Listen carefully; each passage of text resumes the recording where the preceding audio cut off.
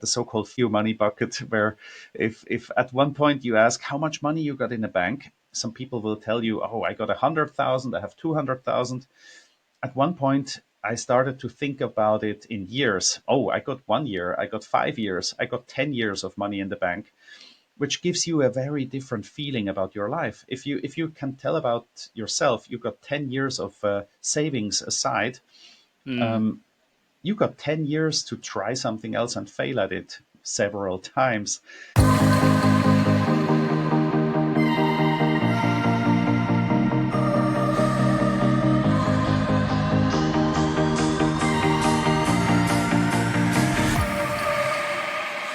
You don't have to wait until you reach financial independence to start enjoying your life. You can do that much earlier and start living a life that you love and that's true to you. Welcome to Freedom Before FI. Using FIRE and life design techniques, we help you create freedom on your way to FI instead of waiting until you're retired to do the things that light you up. I'm your host, Greg, a FIRE movement and life design enthusiast. If you're itching to get freedom now, then let's do this.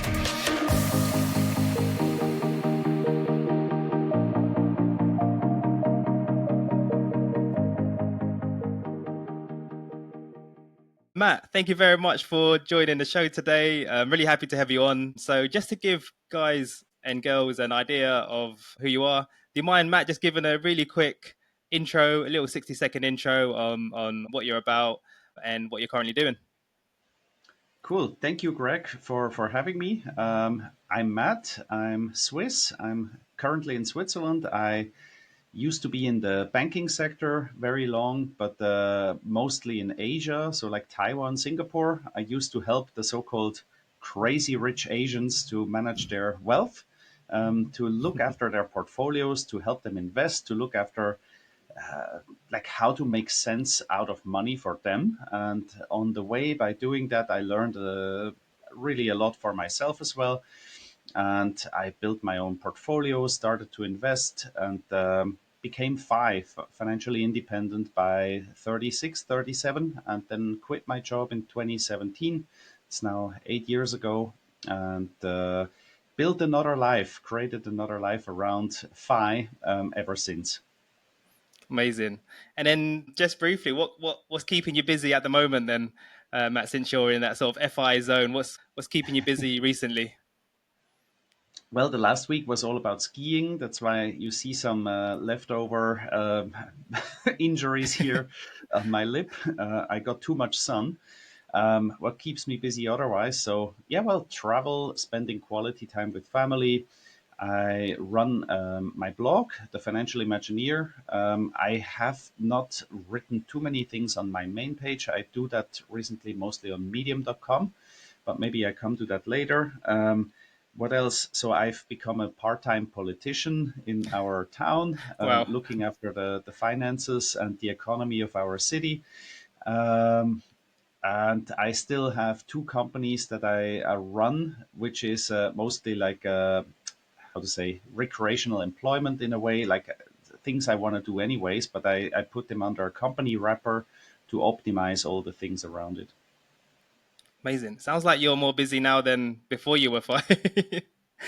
Well, that's one of the questions, right? So I think usually when you have a job, you are busy with your job, right? And then when you become FI, a lot of people are very scared of not knowing what to do, of having this emptiness. So financial independence, that part is a number of things. So you have to work towards reaching the numbers, but the retire early, the RE part, that's I think the part where you can get very creative. You need to create your new life around that, and you can be very busy or you can do nothing at all. But yeah, history and science shows that people who have no purpose in life after they do nothing, right, that they die fairly early compared to those who keep doing something. And the doing something, of course, should be something that you like, that you enjoy, and gives your life purpose and meaning. Yeah, so you're doing things now of your choice, totally, Yes, and doing things that are totally, things that fulfill you and you enjoy, as you said. So yeah, awesome. correct. Okay, all right, Matt. So just on the FI thing, you mentioned that you got to FI around 2016, 2017, when you were around the 37 years old. Could you just briefly talk us through how you know, in general, how you got there? How did you get to become Oh well, FI? yeah. Maybe where do I start, right? So kindergarten, I sold some stuff around the neighborhood. I was like this, this a bit put me in this corner. I was trying to do some sort of business ever since I was a kid. At 14, I was allowed to have my first job. I got a job at 14. I was the paper boy in the neighborhood. I had 400 neighborhoods to serve and deliver papers. So at age 14, I had a monthly salary of 540, and that was quite high considered back then. Um, Going forward, I started to invest at 16 because I had to learn what to do with all this money. My dad helped me with that. When I turned 18, I joined a pizza joint. Back then, there was one of the first pizza deliveries that actually delivered food to your home. That was a thing back then. Not so it was not fairly common like nowadays. So business was extremely good, and I enjoyed driving my car. So basically, in a nutshell, work, work, work. At the beginning, it was a lot of effort and work and earning money. And I also studied economics, which helped me to understand the world, have a very structural approach to look at how things are done. It's like the rules of the game. When you look at life, like playing Monopoly or the game of life, you cannot play it without understanding the rules, right? And then if you look at Monopoly, the people who just wait until they cross the start field to cash in their $200 for each round and never invest anything, well, that's what they will end up with, just the 200. And inflation every round will get more expensive because people upgrade their real estate, and eventually that's not how you win. So basically, economics and looking at the rules of life, so to say, guided me towards very, very curious actions of looking at how do other people do that. So I ended up in wealth management after my studies in Taiwan, and I was very happy to be in Taiwan because other than in Switzerland, where you have a lot of second and third generation wealth, in Asia, most of the wealthy people, they were the first generation wealthy people. So these were my clients, and I could help them invest their portfolios, look after their money, and learned everything else. Like why? Because the banker cannot just accept money. Like here's a suitcase, here's 2 million, look after it, please. You have to ask questions. You have to understand, how did you make this money? How did you how did you put these 2 million now in this suitcase? Or that there was no suitcases, of course, there was wire transfers, but you have to go very deep into the details. And I did a lot of client visits, went to factories, to their offices, and yeah, I asked them questions. And very interesting was, all of these people at one point in their life, they took a step away from the comfort zone. They had to overcome some difficulties, and then eventually it paid off and they made it wealthy. So I kind of learned from 140 very wealthy people that became my friends because I went to see them fairly often, looked after their family wealth, and also started to build my own nest egg, of course, right? So that's then just the natural consequence if you surround yourself with all these inputs all the time. And on the other side, I could never stop reading financial blogs. So back then there was JD Roth, Get Rich Slowly, and then there was Mr. Money Mustache, who inspired me Hmm. deeply. And I basically read almost all their content. And then later, when the things came on podcasts and YouTube, I also joined them, and I was guest on some of their shows. I wrote guest posts on their websites, and I traveled like a person that travels to Rome to see the Pope. I traveled to FinCon to meet my idols there, and I just understood, hey, well, I'm also there. The numbers added up, and then in 2017, I decided to quit my job. That's maybe the path there. And then maybe more, that's maybe a little bit too fluffy, if you will.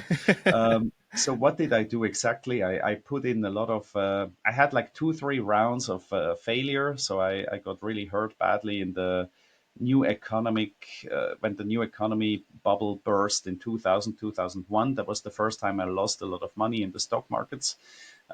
2007 and 8, I was fairly okay prepared. I still lost a lot, but it was more aligned with the market.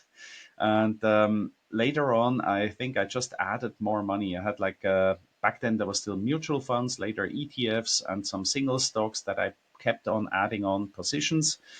One of my goals before quitting my job was to have my salary or my living expenses covered from dividends. So that was like my definition of fire was I don't need to work. I can just take the dividends and I don't need to attack my capital. That was one thing. And another big driver of building the wealth was real estate for me.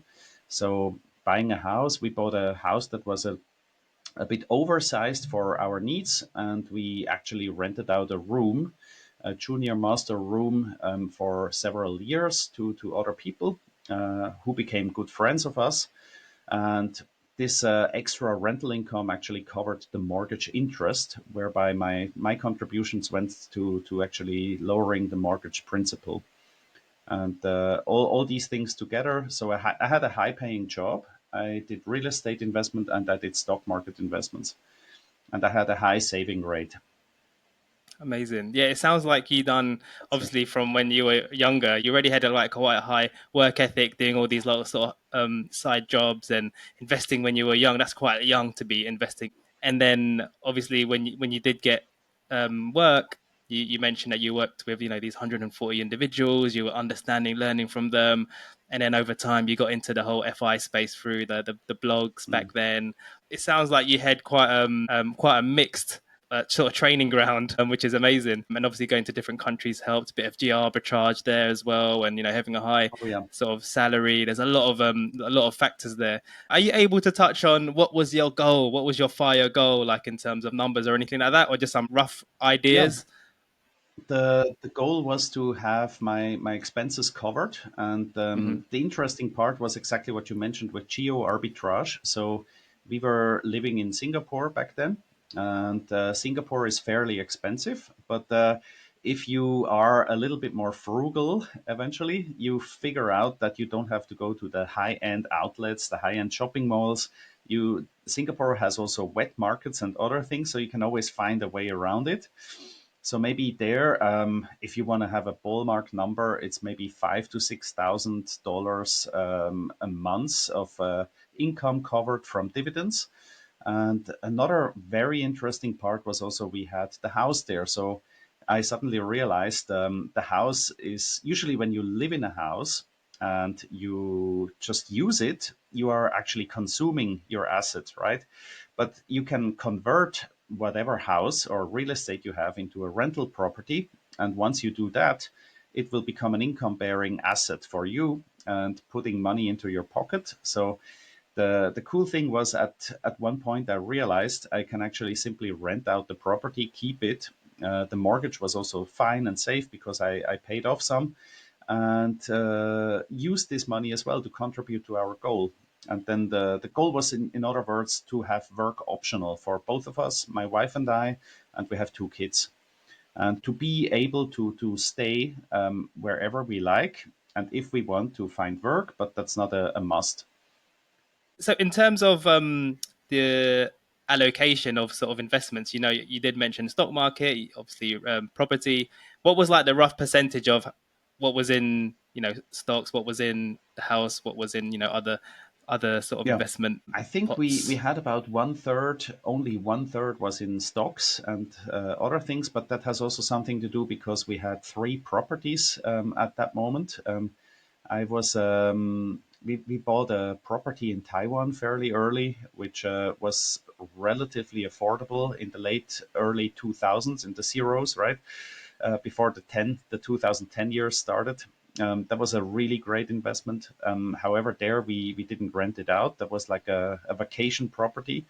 But of course, the asset base increased in value. So we bought the house in Singapore in the early 20 teens, which later also almost doubled in value, which was tremendous. And so there, that actually grew almost faster than the stock market part, which was wonderful. And then in 2017, we bought a house in Switzerland as well. But a lot of it was also financed with mortgages. So I think the credit part made a big contribution to the ability. So it's like a big company that can extend their balance sheet. So I think for my side, fire credit or the ability to borrow money, even though some people say it's like a double-edged sword, right? It can be a good thing, it can be a bad thing. I look at it at debt as a tool. It's like you probably also have a toolbox in your garage full of hammers and saws and stuff, and the hammer can be used to hammer in a nail very nicely, but or you can hit on your thumb, right? So credit, loans, all these things for me are a tool, and you've got to understand how to use them and what are the dangers of them, right? And I used fairly a lot of leverage, if you will, to get to these goals. And therefore, I would say maybe two-thirds of the cake was in real estate and one-third on capital market investments. And just really quickly, on the capital market investment side, what did you say that was index funds or single sort of stocks? What was that? A bit of everything, right? So I had one thing was well, I shouldn't name the company, right? So there's a company that did extremely well in 2008 and nine.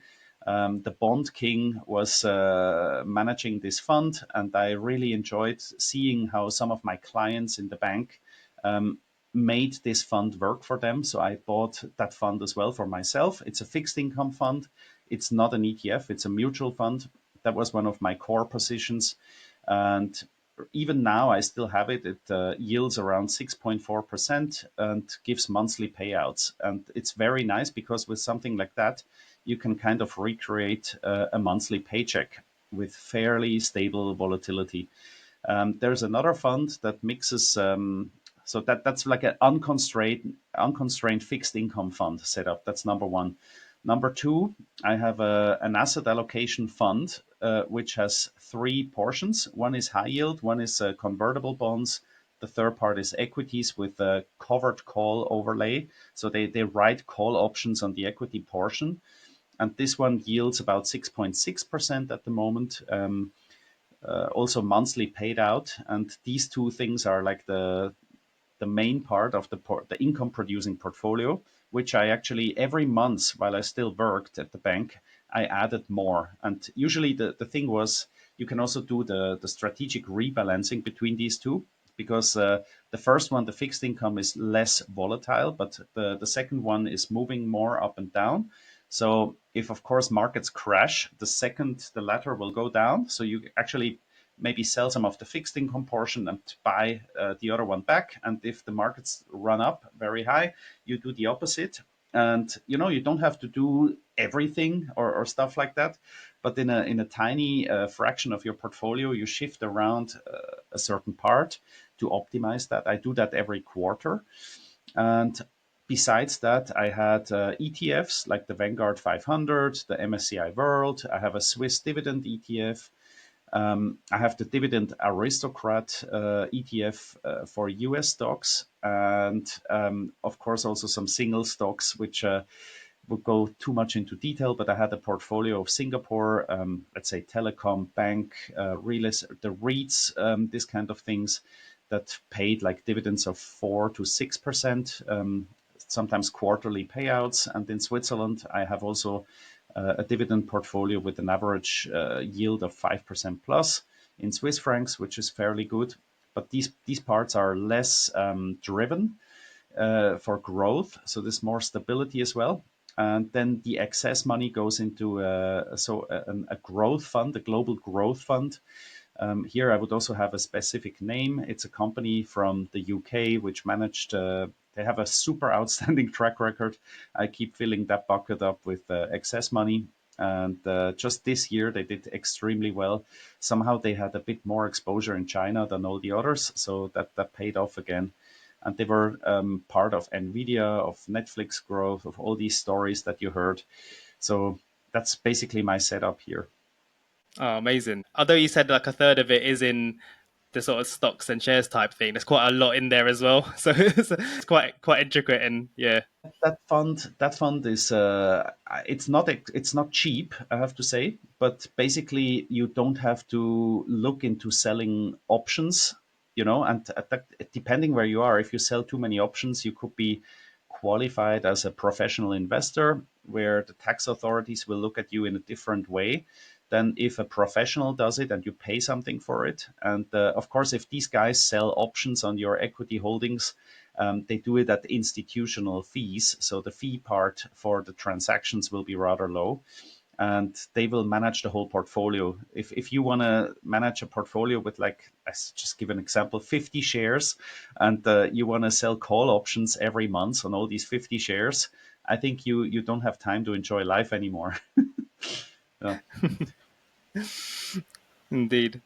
Matt, you've got an interesting article on your blog. It's about the three levers, the three main levers to achieve financial independence. And Mm, I think the first one is around earning more, spending less.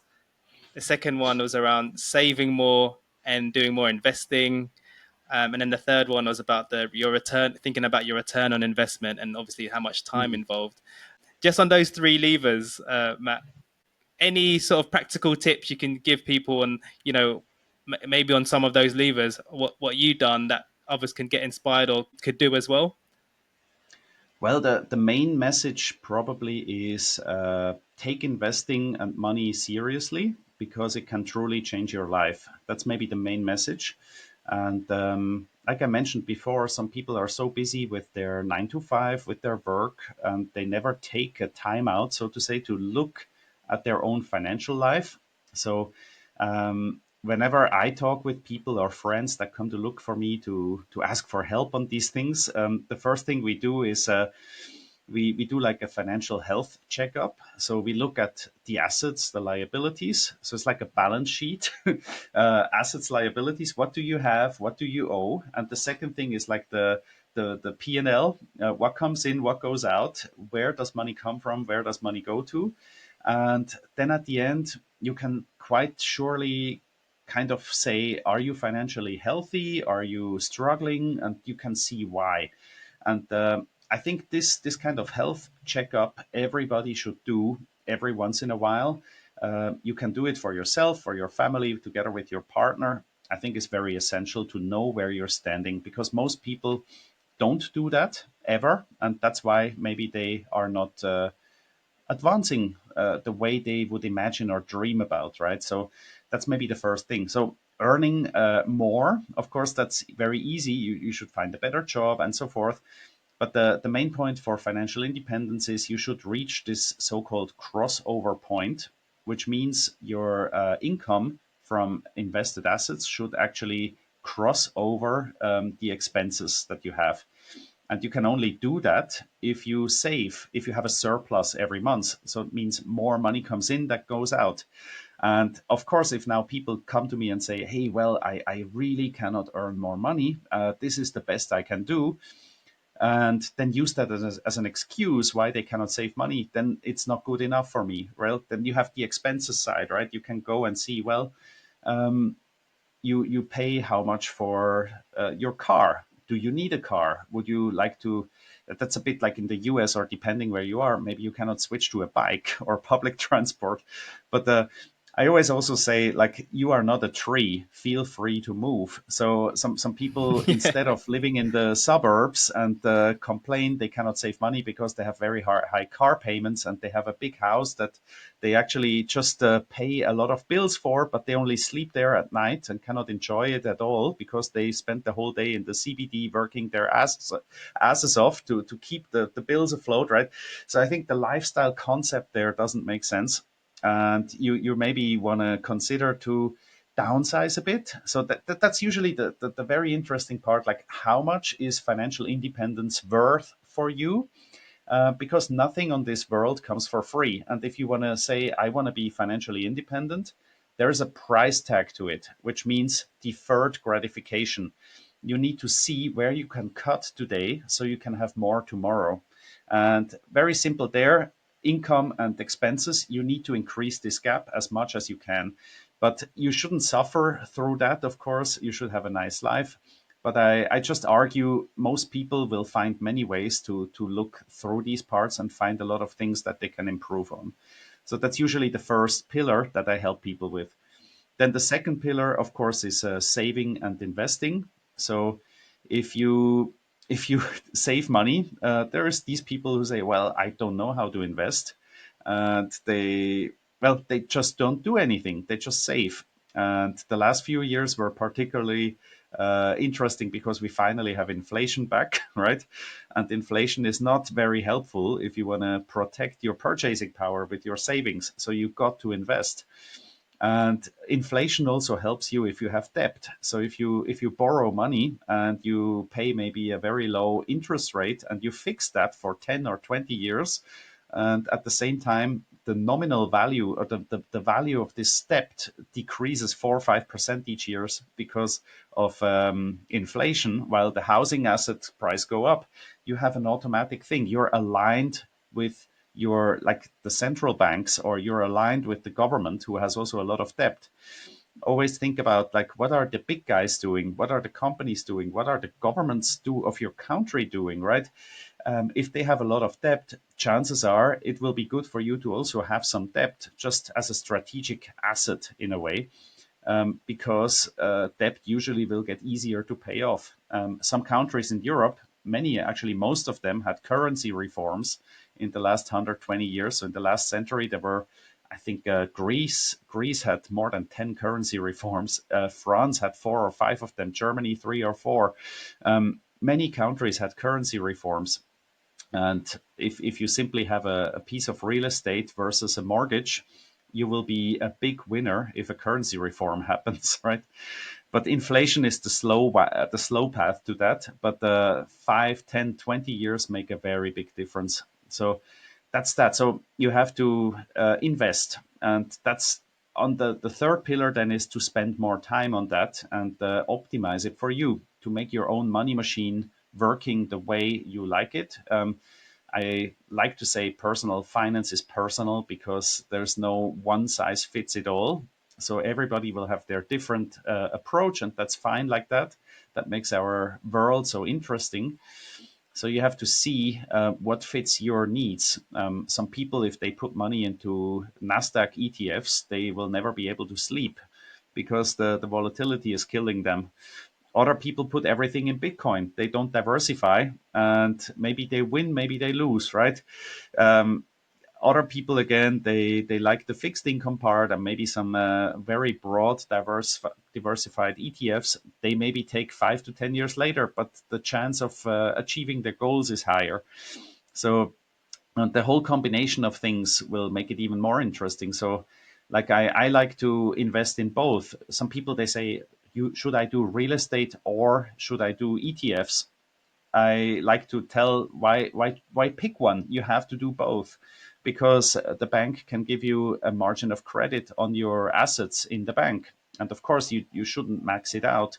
But if your ETFs grow just maybe 50, 60% over 5 years, you can maybe buy another house using your portfolio in the bank as a source for another cash down payment, and then buy another rental and rent it out and let it work for itself. Every once in a while, you can add on to your portfolio. So the third pillar for me is spend more time on managing your assets because and learn it early, learn it with small money. So people may argue, oh, it's not worth my time, I don't have enough to justify the effort. I think this is a very wrong statement. I've seen many people, they inherit at one point, they have like a windfall of cash coming in or of assets coming in. And then when they start to get interested in the topic, they have no clue what they're doing. And they usually do mistakes with very high amounts of money. So it's better to have these mistakes happen with smaller amounts of money and grow with them, right? Learn from them. We all do mistakes, and that's natural and normal. And therefore, start early, take it seriously, learn and improve the skill of investing. Yeah, I like that last bit as well about managing your assets, because what I find is with the sort of personal finance and investing and things like that, actually it's all about admin. It's actually a lot of admin involved in all of this, Oh yeah. Hmm. budgeting, trackers, checking you're paying the right amount for subscriptions and, calling up your electrical utility companies and checking you're paying the right. There's a lot of just admin involved. So if you're, I always think like if you're on top of like yeah the admin side of it, as you progress, you should be okay. Also, one thing maybe, if you allow me to add one more thing, Yeah, of course. I've I've bumped into people who come to ask for help, and when we do the balance sheet, I sometimes see huge chunks of their assets lying around idle. So you maybe have heard of the case where people say, "I am asset rich but cash poor." And so there were people asking me for to help them with making a financial plan for their FI journey, and they actually had all the ingredients ready. But what I like to look at is then, okay, you got assets. What is this asset doing for you, right? So if you have a nice ski lodge somewhere in the mountains, and you say, yeah, it's worth 1 million or whatever, but it costs me 20,000 of upkeep every year, well, then it's for me, it's not an asset, it's a liability. But if you consider and say, hey, Yeah. well, I should rent it out, I should do a short term rental out of it, maybe some people say, I can never do that. Well, you can have a person to help you with this. You can delegate it. And then maybe for renting it out a few months, a year, this thing will become self financed and so on. And you maybe even have like a positive rental yield on it, right? So there's a lot of people who don't understand. They already have many pieces of the puzzle together. It's just a matter of how to activate their assets, or I like to say, get your assets off their asses, right? To not let them sleep, to wake them up and activate them to work Make them for work. you. Yeah. Sorry, little add on here. No, that's a good one. And then I was just going to ask really quickly about because you mentioned timeframes as well earlier. In your case, from when you found out about the whole FI movement, you were reading the blogs, JD Roth, etc. From that sort of point of knowing about FI fire, how long did it actually take you till when you actually got to sort of achieve your fire number? Just give the guys and girls an idea of timeframes. My number maybe here 11, 12 years. However, I have to say I made my first attempts as an investor before that, as I mentioned before. So, but Hmm. there I wasn't really strategic about it. I only could feel like it's a very powerful thing. If you know how to handle your money, you can grow it over time. And the main gasp there, I always had this in my head. Like the game we are all playing here on this planet is called capitalism, right? And in capitalism, you have two sorts of capital. You have human capital and you have financial capital. And when you're young, you have a lot of human capital and zero financial capital. And the older you get, the more you should make a transfer from your human capital to financial capital. It could be that at one point your boss kicks you out of the company, you lose your job, the economy is changing, you're no longer relevant, your skills are no longer in demand. So basically, that part, if you will, was always that was maybe 20 years in the making in my head until FI. But it took the first 8 years. I was not strategic about going for a fire portfolio. I just wanted to learn how to handle money. And then after I started to look into the blogs, took me another 12 years to get to FI. I see. So there are Okay. two answers. Eight Wow. eight years to understand that. So if you're playing around, you're not strategic and not focused on a goal, right? So that's maybe another thing. Set a goal. If you just say I'm gonna invest some, I'm gonna save some, it's not specific. So have a smart goal. Specify, measure, look. Like define the goal, make a big number that your goal, and then you work towards that. Even the goal is way too big, you should have that number in your head, and then once you reach it, even more important, understand when enough is enough, because a lot of people, they cannot stop there. But that's another story, like how much is enough. Yeah. Yeah, I liked what you said about goals because I did hear about like there was a study that showed people that whether they struggled with personal finances or didn't achieve FI, it's mainly because they just didn't have it as a goal. just wasn't a goal. Yeah, So they didn't correct. think about it. They didn't do any strategies around it. They didn't have it in their Mm. sort of day to day, weekly plan type thing. So, yeah, yeah, good point. And the goal you should not just have for yourself, especially if you're married or have a family. Have it as a family goal, have it as a goal together with your partner. What we like to do, we do, it's a bit Chinese, even though my wife is from Taiwan, we do 5 year plans. So basically, every 5 years we sit together, and my wife and I, we both get about 10 like these kind of notes, 3M stickers.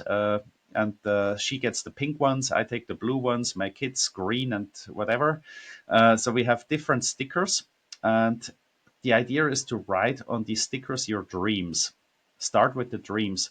Maybe I want to learn Mandarin Chinese. I want to become a property investor. I want to have $1 million in in an account invested, and so on. So you write down these goals, and then you actually look at what your partner wrote. Some of these things may align very fast, so they have the same goal, but other things may be different, right? And very often, why people don't achieve fire, even they want to, is because maybe in the partnership or in your marriage, the goals are misaligned, or you never even put the goals on the table and talk about them together.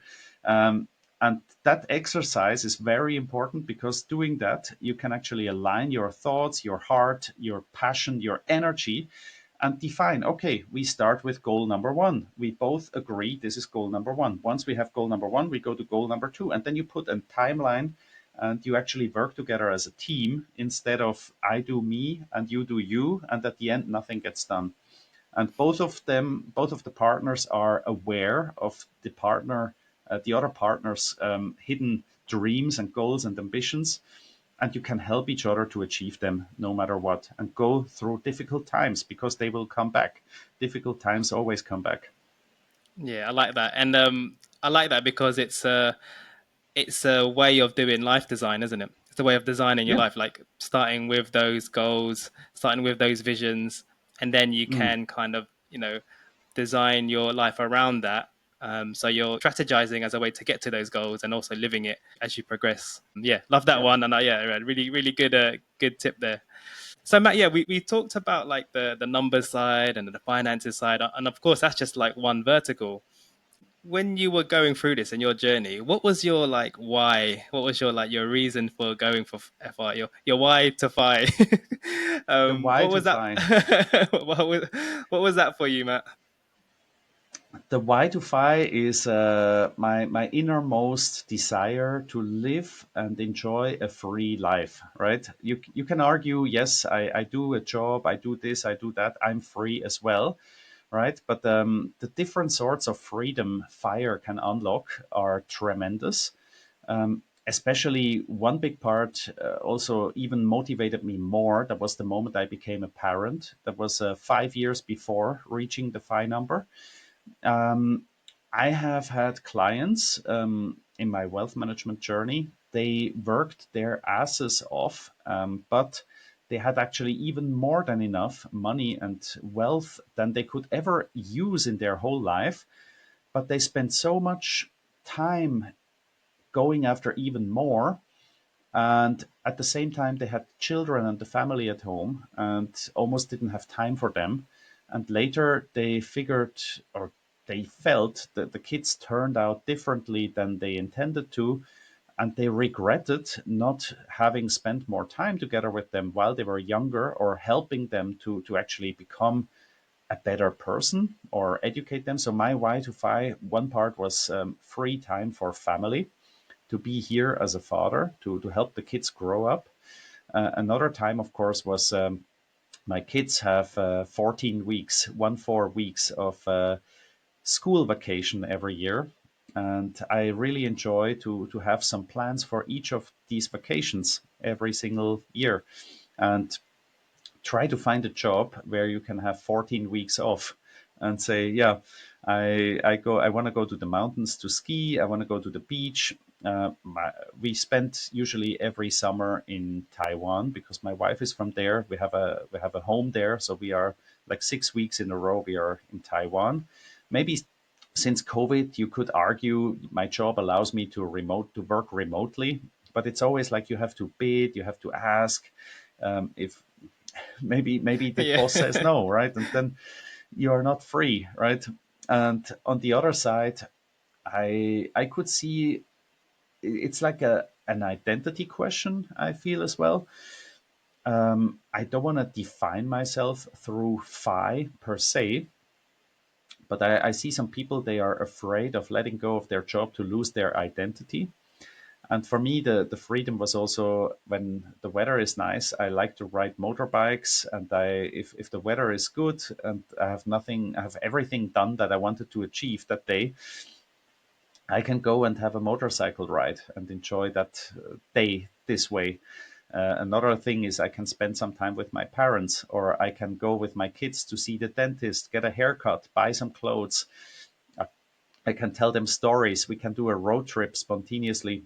All these things, right? They wouldn't be possible without Phi.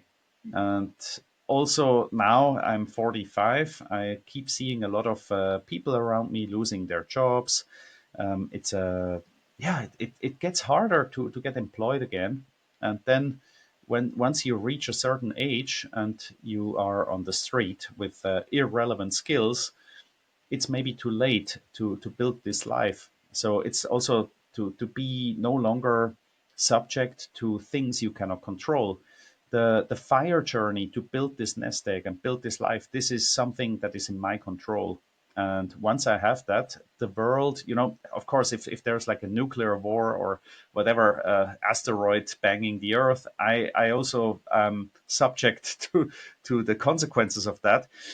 But there is much more of like you are more responsible, responsible for your own life and fate. And responsible, the word contains the ability to respond. So no matter what happens, when COVID happened, I was more relaxed than other people. As a matter of fact, I was reading all the news. I made a COVID WhatsApp group with specialists from all areas, from politics, medicine, and so on. And then it turned out to be an investment opportunity in the end. So you actually have much more time to go after things that you are curious about in your life, and you can enjoy your time doing exactly what you like to do. Yeah, that's a great answer, Matt. I really like that. I know you mentioned those are the things that, like, obviously that was your why, and obviously you're in that space now. And just thinking about the theme of the show, obviously freedom before reaching FI. I think probably the majority of the listeners are in that kind of stage of trying to get to FI Hmm. because they want to unlock freedoms on the way. As you mentioned, you've unlocked freedoms when you got there as well. But I'd like to know from your experience, what freedoms were you able to unlock on your journey to getting to FI? Well, the first freedom was possibly to focus on my skills. I was going to Taiwan. I learned to speak Chinese as a language, and that was something, the mix with my nationality, my background at like as an economist, and then the language ability was something that was rare, maybe even scarce in the market. So I had the freedom to pick my job at one point in a high paid field. That was a very good thing. Then I could also kind of throw my hat into opportunities because I had these skills. Let's say the assignment to work in Singapore wouldn't have been possible if it wouldn't be for these skills. And Singapore is a highly paid and a very wealthy country. So if you work there, you earn well, you pay very little taxes. You mentioned geo arbitrage before. I think the FI mindset opens up that life can be designed, right? And I really urge people who want to build a life around FI, they have to be comfortable to stand out and be different, because that's all that there is about it. Because if you stay in your village or your town, you will not grow as much as if you were eager to go and embrace the big open world. There's so much more to be seen and to be learned. Also challenges that you come about. So, and the FI part there, it's maybe not in a situation where you are fine, but you are growing into this and you get comfortable with the uncomfortable. I think that's the point. Hell, I worked in a company in Taiwan at one point where I realized my boss kidnapped himself with the help of the mafia to make the company go fake bankrupt. And it was quite a big thing. And I was in my mid 20s and I was scared. And what I really loved there was I called my dad. Back then it was with Skype. I called my father and told him what happened. And my dad, I was expecting him to be scared about me, but actually he laughed and say, "Hey, son, welcome to the real world." Because growing up in Switzerland or in this wealth bubble, like in the West, we have a lot of places that are very secure and safe, right? So you grow up in a bubble and in an illusion and you don't see the real world. So for me, the FI mindset to embrace the unknown and go into other places made me very comfortable with uncomfortable, which without that, maybe I wouldn't have been able later to let go of my job because that was another thing.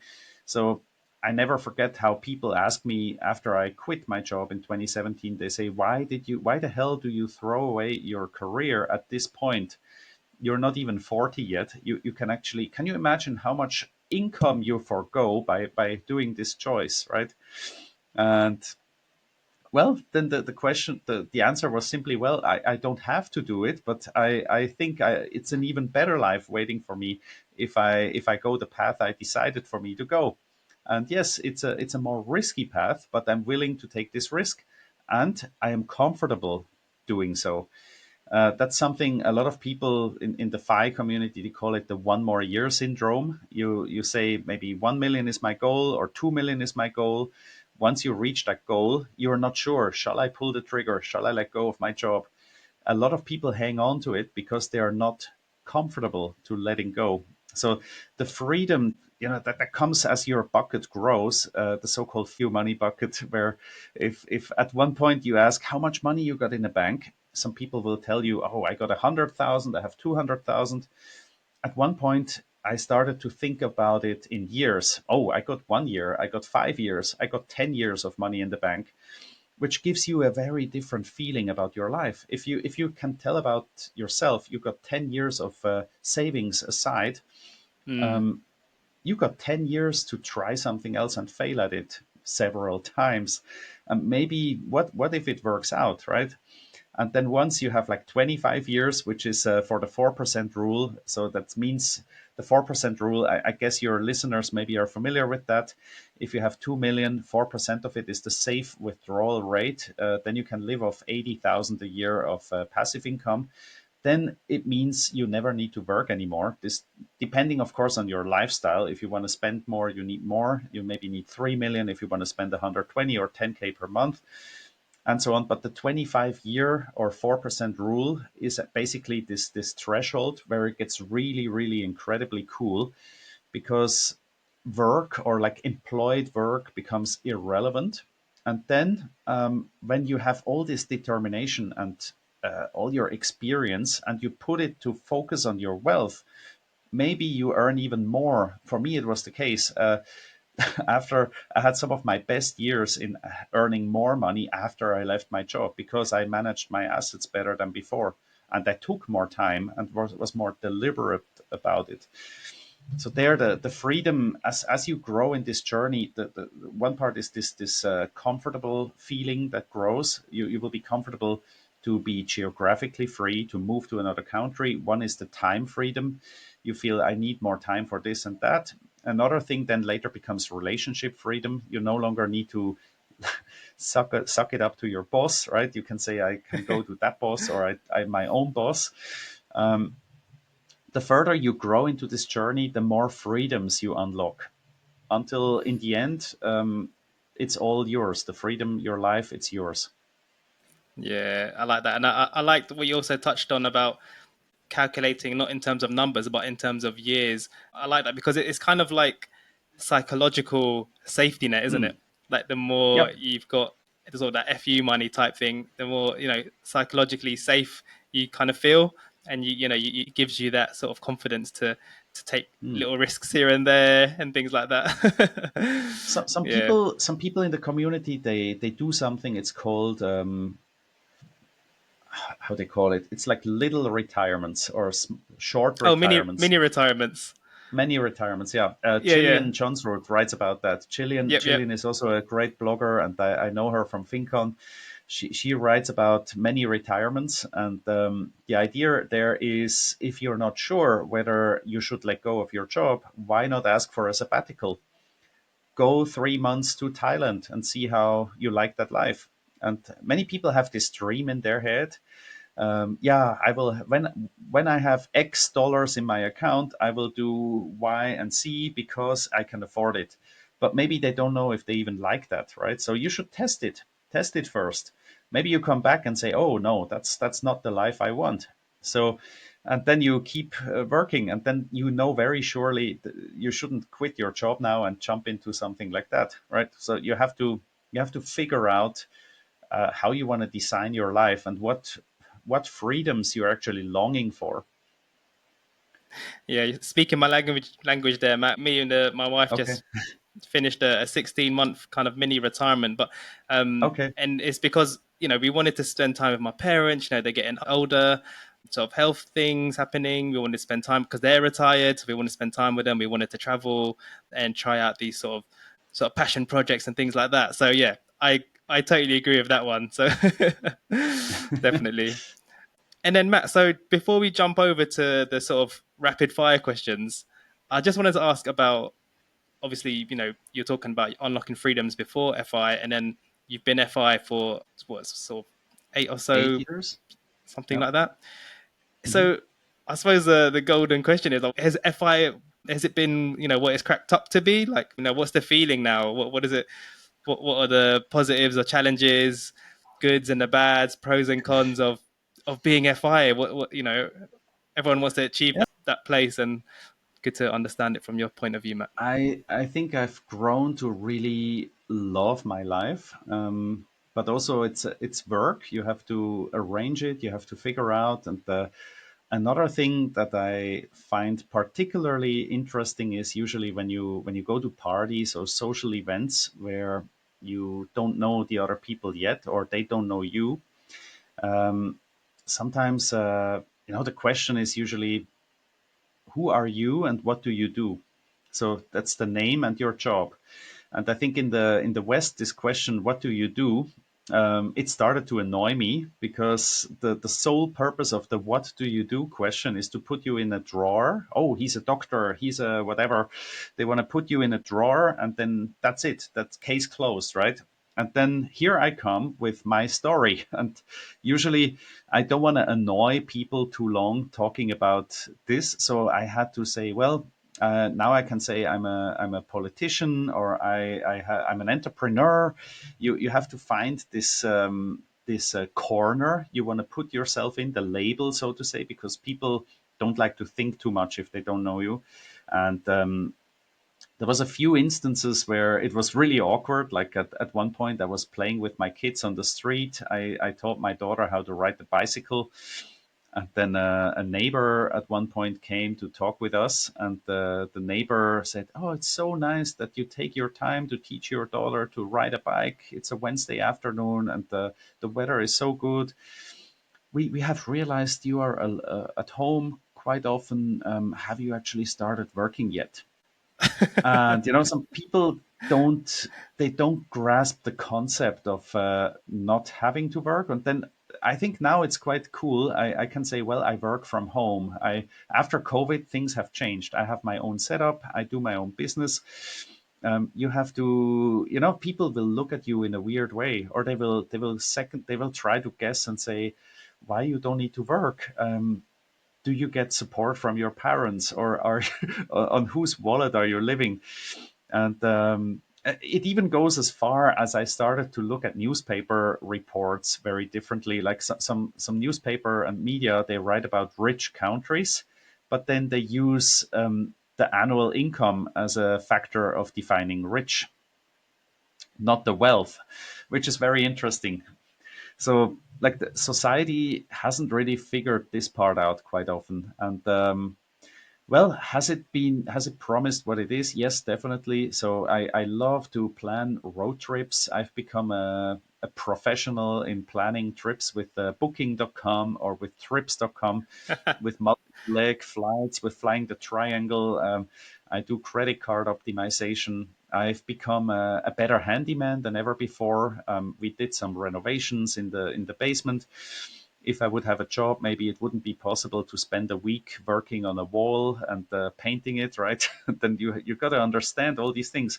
Um, I've become quite good in cooking and preparing meals, which is great. And now I have time to participate here in the local politics as well, which is great. And meet very interesting people as well, because people who participate in that field, they usually have more time allocated for things that they're passionate about. So it's quite interesting.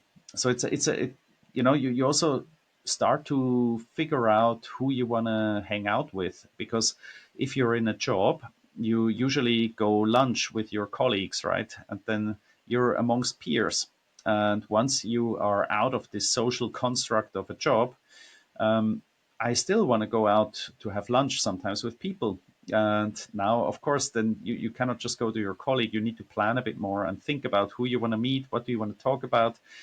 But I think I'm nothing against my colleagues; they're all great people before. But you can choose very different people from different fields and expand your horizon. It's again about that curiosity. You have time to explore more, to learn more, to grow more after you fire.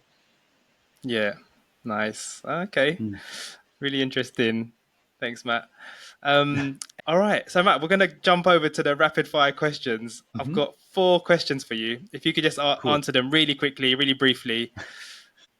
Okay, Matt. So, question number one is: what are one or two daily habits that have helped you in your journey? Cool. Getting up early, that's a bit stereotype, but I'm an early bird, and nowadays I get up at 5 a.m. even though I don't have to. I enjoy my early morning routines to write, to kind of meditate even, and to reflect on stuff. And the other habit is to plan. So I mentioned that before, to plan together with my family, my partner, and if we have bigger things to decide in life, it's not just about me. I will affect my family. So we plan together. And Nice. we do that very regularly. So we don't just do that every 5 years. We do that even not even just yearly. We every time, because plans you should follow your plans, but you should be flexible enough to revisit them if the situation changes or if there's any updates. And we have become quite a good team in planning and executing as well the plans. Um, yeah. Perfect. Thanks, Matt. Question number two is: what's your most important lesson in life? Oh, well, that's a big one. My most Yeah, important it's a lesson in biggie. life. I think I think one thing I mentioned before, you should leave your hometown, and maybe linked to that, the lesson is you become the average of the 4 or 5 people you hang out the most with. I mentioned before also the lunch buddy thing, or who you associate with even after you quit your job. I think that's also something I saw with my clients, because I know they affected me very deeply. Very grateful for my clients to help me on this journey as well during my job. So the thing that affected me the most, the lesson that helped me the most, is if you want to learn something or become someone or something, don't just read a book. Go to find people that are doing the things you want to do or achieve. Go to find them, because they have walked the talk. And it's not just if you want to learn more or become more like them, you got to reach out, you got to connect, you got to talk to these people, get to know them, and then automatically, this is like we are animals in a way. We are like advanced chimpanzees. We will learn. Monkey see, monkey do, right? So the more you expose yourself to whoever it is that you want to become or grow towards, this is the way. And you can read a ton of books, watch all the YouTube channels about certain things. if you just stay at home, you will maybe not have the guts to try. But if you are in the right circle with people that know everything about that, it will be very easy to do something very hard. Yeah, good one.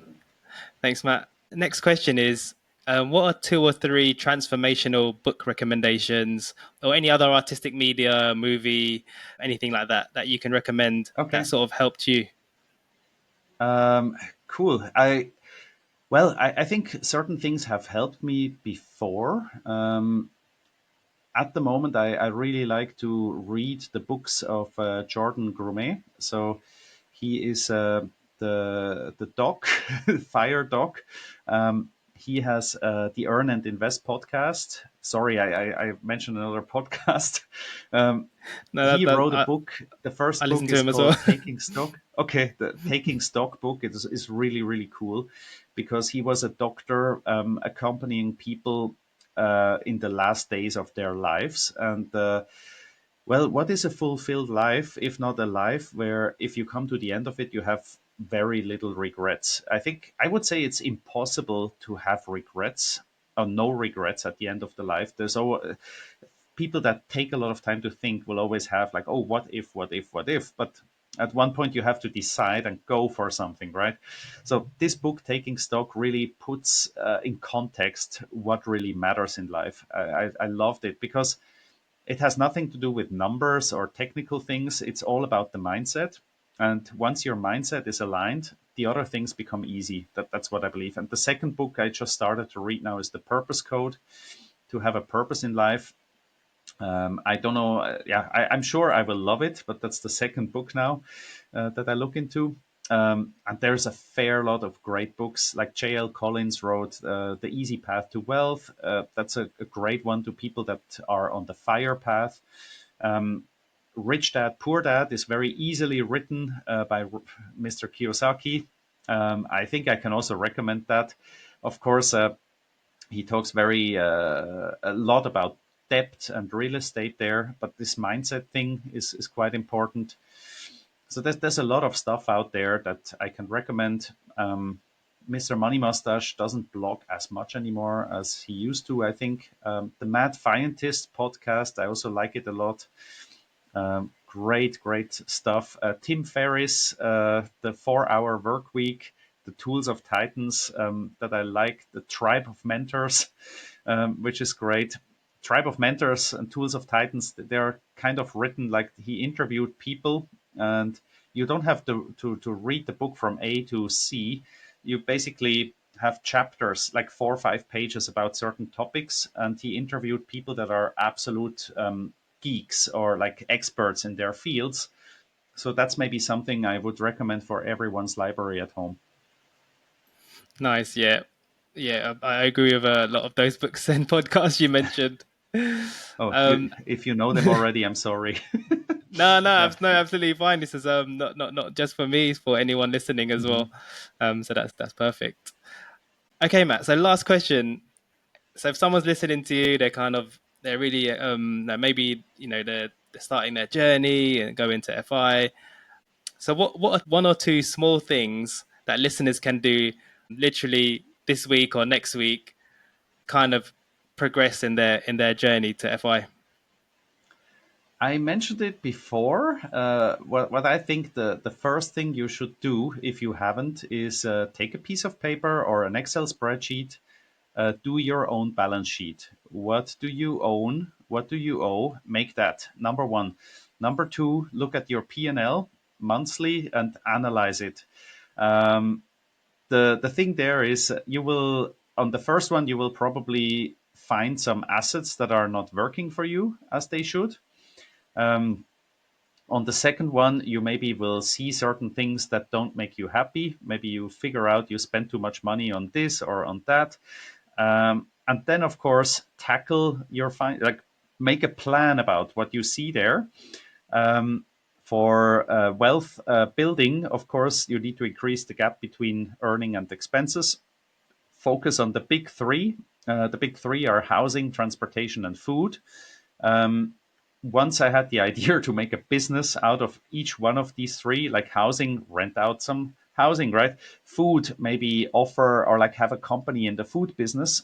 Maybe you can have like a forwarder or a website to offer home delivery stuff or whatever. Doesn't have to be like that. Or you can cook meals by yourself. If you go to work and you have five co-workers that all want to save money on food, and you want to have lunch with them every like alternating, why not say Monday is my day? I cook six meals for all of you, and the rest of the week you don't need to go to the restaurant or don't cook, but somebody else will, right? So find some hacks there to that's be creative about it and reduce your expenses. And the third part, transportation. I figured, since I bought an electric bicycle here, and the motorbike, I don't use my car that often anymore, so I use much less fuel, and everything gets cheaper. Do more workouts and so on. But all these things, write it down, analyze it, and take action. Optimize, right? And find a way. It Optimizing doesn't mean you have to self deprive yourself. It should be something joyful, meaningful. So don't do it in a way that you feel like, oh, Matt and or Greg made me suffer here through this and that. No, it's do it in a way that actually makes you happier in life, and but money wise makes you step forward. Like my example in Singapore was, they have a alcohol tax. I started to brew my own beer. And whenever my coworkers asked me to go out, I knew after work beers, it will cost me probably $100, like two, three beers, some foods, and the taxi ride home.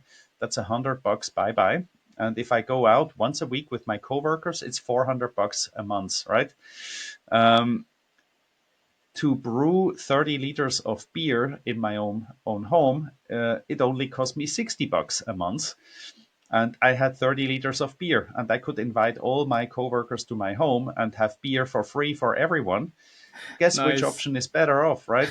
It saves you money, it's fun, you have a new skill, and you enjoy it. Find stuff like that. Get And maybe creative. another thing is meditation. So then I shut up. The last thing is, I yeah, with beer. So in Singapore we used to have a jacuzzi in our condo. It also works if you have a bathtub at home or something, or you can go for a walk. What I do sometimes, if I want to chat with a friend instead of a phone call, or just sit in a restaurant and have a beer, we sometimes go for a walk, but we bring a beer along. So you bring two beers, your friend brings two beers, and maybe in Europe it's allowed. In some places in the world you're not allowed to walk around drinking. But what we do, we walk, we take a hike, and we drink a beer, and we chat about certain things. And then you exercise maybe 1 hour, 1.5, and you drink something, and you have a very pleasant conversation. Meditation is important. So the jacuzzi, I call it jacuzzi beer storming. The whole point is to have your. We are so busy in this time, especially if you work a lot. So I have my best ideas and thoughts when my mind is idle and undisturbed. So you need to block out a lot of noise. That's maybe the key point here. That's why I like to go to the woods, to the mountains, ride my motorbike, or spend time in the jacuzzi, because I will be kind of deaf to all this noise, and I can focus and let my mind roll. And then some of the best ideas come out of there, because you start to listen to your unconscious thoughts, and they will come out. And then have a pen and some paper ready to pen down what things come to your mind. And this is maybe your subconscious mind talking to you, and take that serious. Yeah, I feel the same actually. When same happens to me when I'm doing like mundane tasks, like ideas just pop in your head. Like, oh yeah, that's a great idea. It's because you're Write them down. you're not distracted. So yeah, nice. I have a whole folder on my cell phone with the Notes app. Simple as that. You don't have to have a fancy app or anything. Just write it down, and then eventually you distill them, and you forget about them, delete them again, or update them, work on it. And some of these ideas became my blog posts, or later action points for life. Yep, yep. Yeah. Nice. Okay. All right, Matt. Well, thanks for answering the rapid fire questions. My pleasure. Is there anything you'd like to send the listeners? Anything you'd like to plug? Floor is all yours, Matt. Oh, well, if you want to read more, come to my site. It's called financial dash, not dash, it's the hyphen imagineer.com. You can follow me on Twitter or now X, Facebook. Um, and if you have any questions, yeah, feel free to reach out. I do offer consulting for financial independence, consulting sessions and packages. That's one thing I really enjoy to do because after having helped all these very wealthy people, I try to dedicate more time to help others to get on the journey. So that's my mission, one of the things at the moment that I'm very passionate about. Awesome. And of And course, thank you for we'll having me. no problem at all. Thank you very much for your time on and jumping on the show. Yeah, And yeah, for sure, those what you mentioned, we'll put it in the show notes as well. Yeah, again, Matt, thank you very much for your time. And yeah, let's keep in touch. keep in touch, Greg. Thank you. Thanks a lot.